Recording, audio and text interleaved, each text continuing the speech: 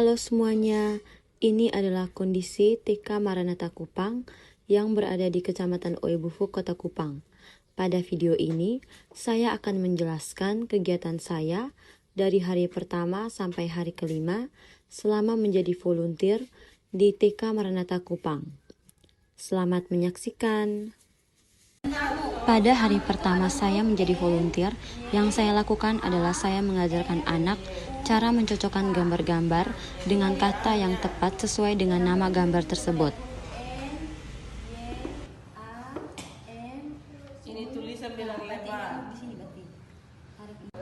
Jadi pada video ini saya mengajarkan anak cara menulis huruf-huruf yang sudah tersedia di lembar kerja anak.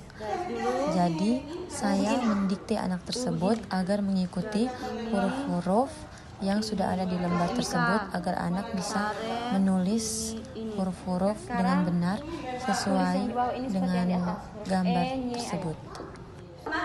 Hari kedua saya menjadi volunteer di TK Maranatha Kupang adalah saya mengingatkan kembali kepada anak terkait pelajaran yang sudah dipelajari kemarin. Kemudian saya bertanya kepada anak-anak tentang pelajaran yang sudah dipelajari agar anak tidak lupa dengan pelajaran-pelajaran tersebut. Itu termasuk hewan, binatang, serang, kita sudah belajar. Di sini juga saya menunjukkan kepada anak-anak tentang pembelajaran yang akan dipelajari hari ini dengan menunjukkan hewan-hewan serangga. Pada hari ketiga yang saya lakukan adalah saya mengajarkan anak cara menulis huruf-huruf sesuai dengan kata di atas. Nah, pertama saya mencontohkan dulu cara menulis huruf-huruf. Nah, kemudian anak mengikuti. Kalau anak tidak bisa menulis seperti yang sudah saya contohkan, saya menggunakan garis putus-putus agar anak tinggal menebalkan.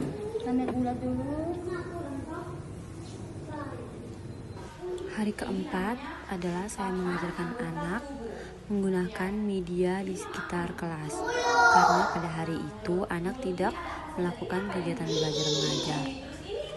Jadi saya memanfaatkan media di kelas itu untuk memberikan pengetahuan sedikit tentang organ tubuh dan memanfaatkan media-media yang digantung di kelas tersebut agar dapat berfungsi dengan baik.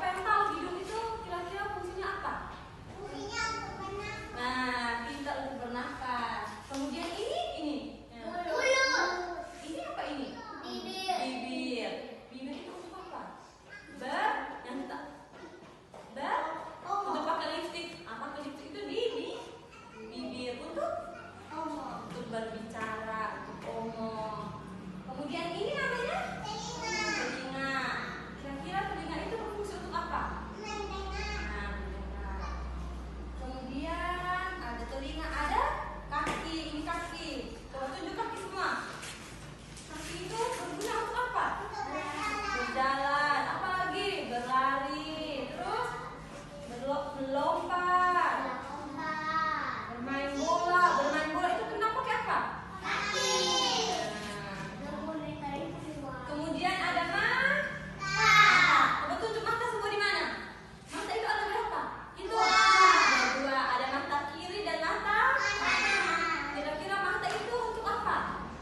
Untuk melihat teman, melihat apa di depan itu. Melihat itu tuh dipakai mata. Pada hari kelima saya menjadi volunteer di TK Maranatha Oebufu Kupang. Saya memimpin senam.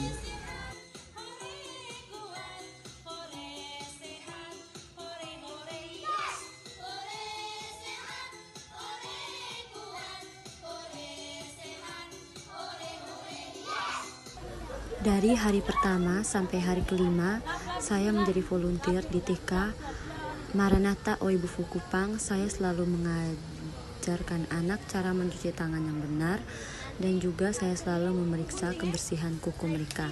Dan dari hari pertama sampai hari kelima, saya selalu mendampingi mereka untuk mencuci tangan.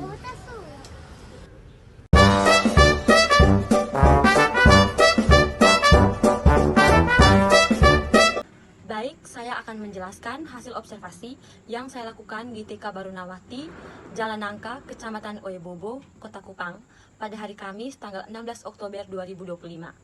Berdasarkan indikator pertanyaan pada laporan observasi, yang pertama, bagaimana cara guru memilih model dan bagaimana penerapannya. Jadi berdasarkan hasil observasi yang saya lakukan di TK Barunawati, guru itu memilih model pembelajaran berdasarkan kurikulum sekolah yang fokus pada perkembangan anak usia dini, di mana guru-guru di TK Barunawati sedang menerapkan tema melangkah hebat menerapkan 7 kebiasaan baik anak TK Barunawati dengan subtopiknya makanan sehat dan bergizi. Cara guru memilih model pembelajaran dengan subtopik makanan sehat dan bergizi yaitu mereka melakukan kegiatan belajar anak-anak menjadi koki. Karena cara guru memilih model pembelajaran yaitu guru di TK Barunawati menyesuaikan dengan kebutuhan anak. Guru pikir biar semua anak ikut berpartisipasi termasuk yang bosan dan kurang aktif. Jadi guru memilih menggunakan model pembelajaran kelompok dan sentra, di mana guru pilih kedua model tersebut biar anak bisa belajar sambil bermain dan semua anak ikut berpartisipasi dalam kegiatan belajar tersebut.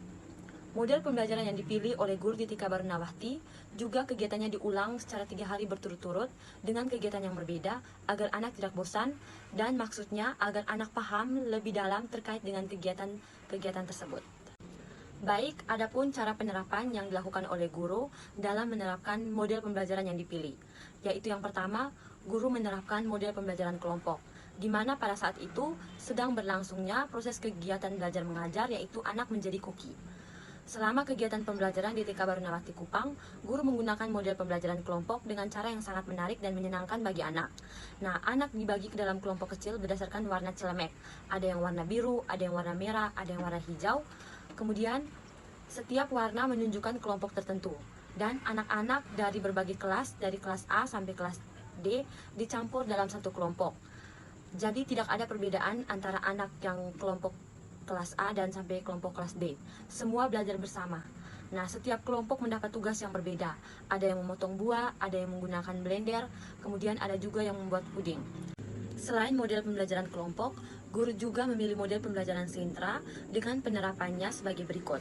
Selama kegiatan pembelajaran di TK Barunawati Kupang, guru menerapkan model pembelajaran sentra dengan menggunakan sentra memasak sebagai salah satu area utama. Di sentra ini, anak-anak diajak untuk belajar melalui pengalaman langsung, seperti memotong buah, menggunakan blender, dan membantu membuat puding.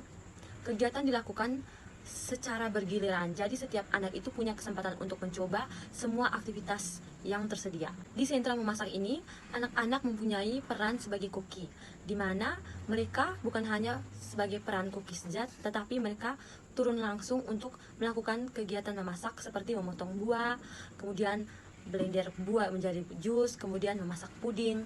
Penerapan model sentra ini, anak tidak hanya tahu tentang masakan-masakan, tetapi anak juga langsung berperan aktif dalam memasak seperti memotong buah, membuat puding.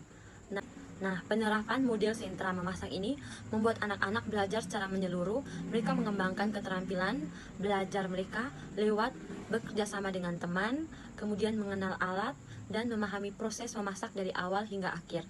Pembelajaran dilakukan selama 3 hari berturut-turut, sehingga anak bisa mengulang dan mendalami materi dengan lebih baik. Nah, dengan pendekatan sentra memasak ini, bukan hanya sebagai tempat belajar atau tempat pengenalan bagi anak, tetapi juga menciptakan ruang eksplorasi yang menyenangkan dan penuh makna bagi anak-anak, karena anak langsung terlibat langsung dan aktif dalam proses kegiatan tersebut. Indikator pertanyaan observasi yang kedua, yaitu bagaimana cara guru memilih metode pembelajaran dan bagaimana penerapannya. Guru di TK Barunawati memilih metode pembelajaran dengan mempertimbangkan tema pembelajaran, yaitu melangkah hebat menerapkan 7 kebiasaan baik di TK Barunawati yang menuntun anak untuk belajar melalui pengalaman sehari-hari. Jadi guru memilih metode bermain peran dan pemberian tugas serta metode proyek selama kegiatan berlangsung. Guru memilih semua metode ini karena sesuai dengan tema pembelajaran, melangkah hebat menerapkan 7 kebiasaan baik. Dan dengan pembelajaran pada hari itu, anak-anak menjadi koki, jadi metode yang dipilih harus membuat anak-anak belajar praktik langsung. Adapun penerapan yang dilakukan oleh guru-guru di TK Barunawati dalam memilih metode, yaitu yang pertama, guru-guru memilih metode pemberian tugas, di mana dalam kegiatan kemarin, guru memberikan tugas-tugas sederhana yang sesuai dengan kemampuan anak-anak mereka. Misalnya, saat kegiatan memasak, anak-anak diberi tugas untuk memotong buah, dijadikan jus, blender buah, dan membuat puding. Guru memanggil satu persatu anak untuk mencoba tugasnya, memastikan semua anak terlibat aktif dan tidak ada yang tertinggal. Tugas-tugas ini membuat anak belajar bertanggung jawab, mengikuti instruksi, dan menyelesaikan kegiatannya secara mandiri. Jadi anak tidak hanya melakukan satu kegiatan, tetapi anak juga bisa berpindah ke kegiatan-kegiatan lain kalau kegiatan pertamanya sudah habis. Semisalnya ketika anak sudah berhasil memotong buah, jadi anak bisa ditukarkan kegiatan ke memasak puding. Kemudian, adapun metode kedua, yaitu metode bermain peran. Terlihat jelas bahwa anak-anak bermain menjadi koki-koki kecil. Mereka memakai celemek sesuai warna kelompoknya dan saling berinteraksi untuk memasak. Guru membiarkan anak bekerja dengan gaya mereka sendiri. Bermain peran ini membuat anak lebih percaya diri dan memahami peran sosial dalam kehidupan sehari-hari. Jadi di bermain peran ini, anak tidak hanya belajar memasak saja, tetapi anak mendalami perannya sebagai koki kecil.